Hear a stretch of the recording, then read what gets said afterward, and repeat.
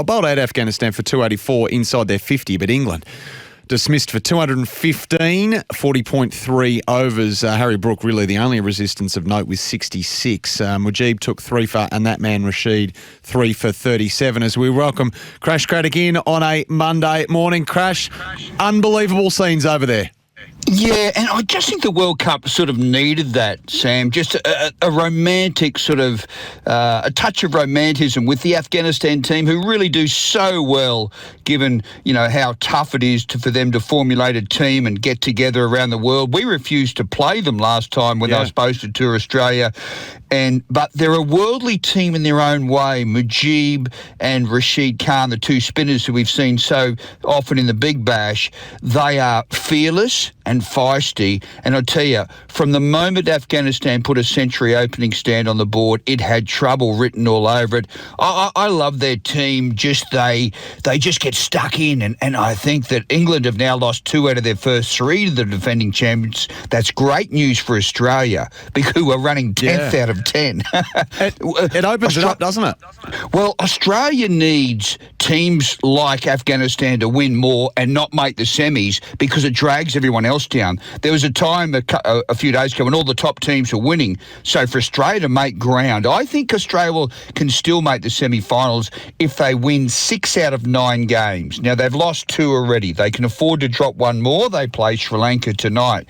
But it's not going to be easy. I mean, you get Afghanistan on a turning deck, but they're such a good story. I mean, I remember their former coach, Peter Anderson, used to tell me they would train in Kabul and there'd be gunships overhead. The Taliban would speak to him and say, "No, we like cricket, Peter."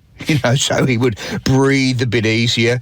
And I said, how intimidating is it? And he said, well, put it this way. At the airport at Kabul, I always remember, how in Perth or around Australia, sometimes you see a sign, a red circle with a dash through it, as if to say, don't bring vegetables on a plane or this on a plane. There's one at the Kabul airport for rocket launchers. Don't bring your rocket launcher on the plane. He said, is that enough for you? Unbelievable. So the Aussies you mentioned, Crash, tonight, Sri Lanka, we're dead last.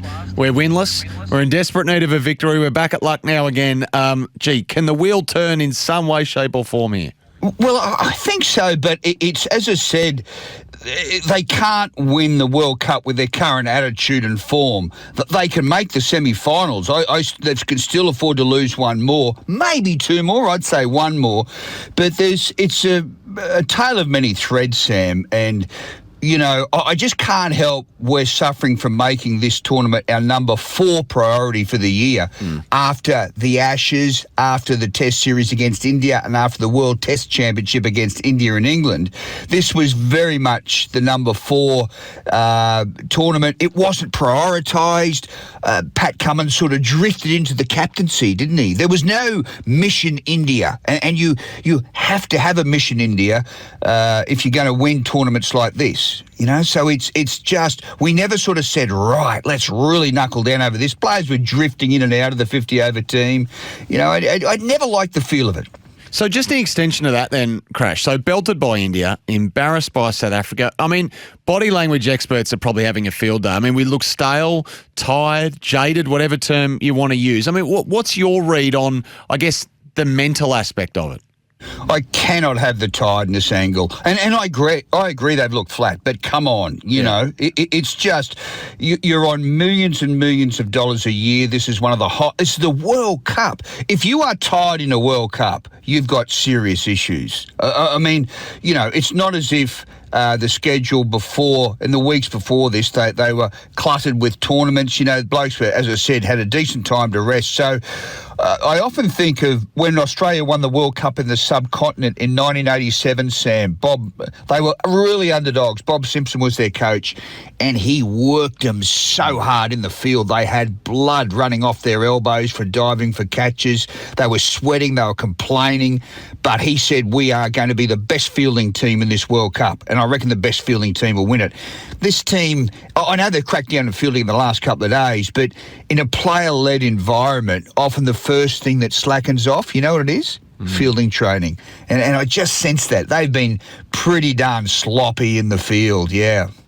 So just on that coaching front, which I tell you, any time we talk cricket, Crash, you would know this, the texts come flying in about the coach and the player-led environment and the real change, I suppose, in the dressing room now in the Australian setup. I mean, but this is our lot, isn't it? This is what the players wanted. This is where we're at. Yeah, but you know what, Sam? I'm not always convinced that what the players want is good for them. I mean, I mentioned Simpson. Now, when I started touring with the Australian team, and I don't want to sound like I'm 100 years old here, but I'd sit on a plane and whatever player sat beside you would whinge about Simpson. Oh, he works us too hard. He's always whinging about us. He's he says you bloke drinks too much, you stay out too late. But you know what? 20 years later, we did a Cricket Legends series, and all those same players said, look, I've got to say this. I couldn't stand him at the time, but he was very good for us. And sometimes you need a bit of fibre if you're a coach to tell players things they don't want. Here's one example. I would not have sent Travis Head home to Adelaide. I would have kept him on tour. If he's a chance of making this team, I would have taken him on tour. I mean, bring him with the squad. He can be part of the environment. He can feel the World Cup. What's he doing in Adelaide? Can you tell me? Getting ready for the World Cup. Shouldn't he be in India? Now that would be a player-orientated decision. Yeah, would it? I was just going to ask you that. Would it be? Or surely that's a high-performance decision, isn't it? Yeah, but with, consideration from the players. And I always reckon that sometimes players just need to hear things that they don't think they need to hear. And I haven't given up on this tournament yet, but look, there's a lot of issues. I mean, even Pat Cummins is captain. Now, in Test cricket, he is a wonderful leader. He can rescue a situation through the force of his own ability. He says, give me the ball, I'll handle this. You can't lead any better than that. But it's different in 50-over cricket, Sam. It's a tactical game. It's a game of tactical subtlety. And I think he's captained about 10 50-over games in his life. So there's a lot of pressure on him in these for the remainder of the tournament. And as is our lot whenever they lose, obviously his leadership does get called into question. I saw Michael Clarke among those to perhaps accuse him and the Aussies of being, too defensive in the field as well. So, I mean, what of his future as one-day captain? I mean, it's the old question, I know, but is it too much? I don't think he has any aspirations beyond this tournament. I really don't. Maybe he does, but he initially was indifferent towards it. He was the obvious candidate. Sam, they never liked the thought of going back to Steve Smith because of Sandpaper Gate, but they probably should have, to be honest.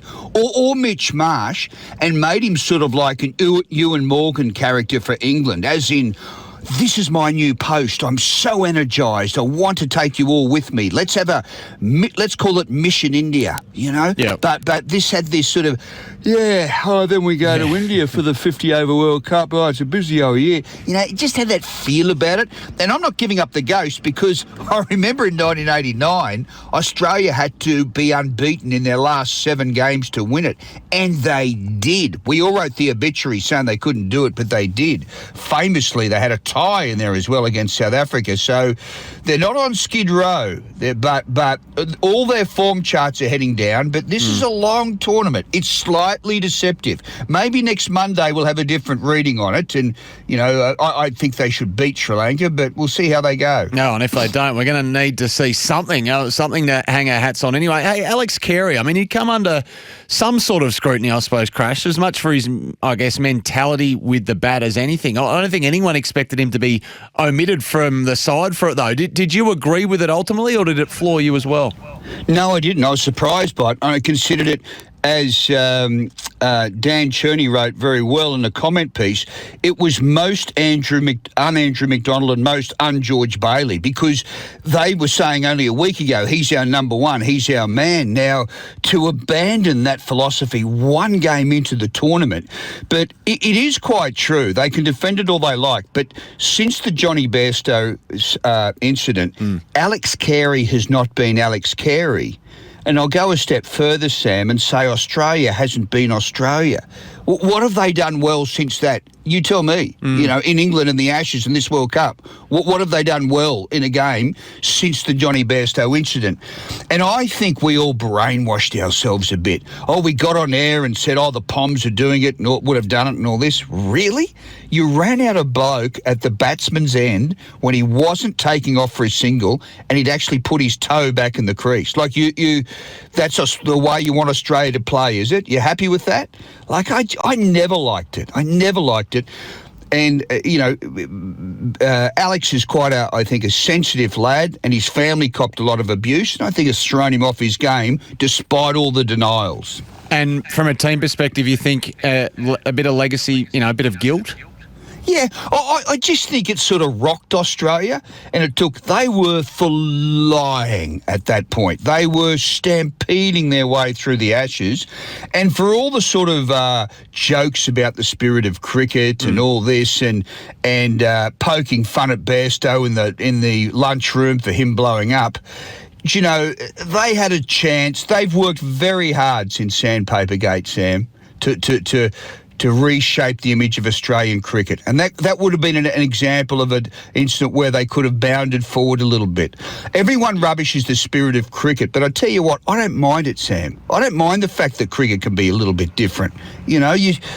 Part of the reason I spent my whole working life as a cricket writer is I enjoy that little part of the game. And you can tut it and say, that's for 90-year-old gentlemen, and so may be it. But your team does have an image, and I felt that had they recalled Bairstow that day, it would have completely redefined the whole team in a very positive way, and they'd have won the game anyway. It's an interesting thought. Cam Green as well. I mean, he was also dropped to make way for Marcus Stoinis' crash. So I know what you said about players, no excuse for being tired, but are there burnout fears here with this guy specifically, mentally, physically? Yep. And look, I think he spends a lot of time in his room, as a lot of young cricketers do, on their, playing on their computers and stuff like that.